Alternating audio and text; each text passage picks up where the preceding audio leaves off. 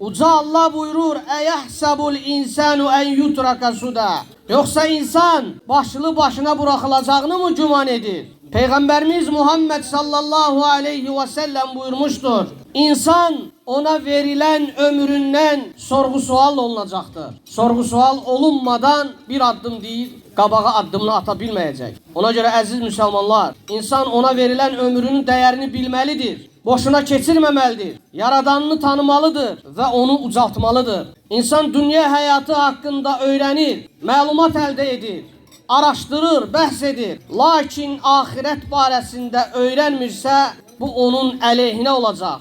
Heç də yaxşı olmayacaq. Necə ki Allah Teala bu barədə bildirir: "Ya'lemuna zahiran minel hayatid dunya ve hum anil ahireti hum gafilun." Onlar deyir, dünya hayatının zahirini bilirler, öğrenirler, lakin ahiretten ise gafildirler.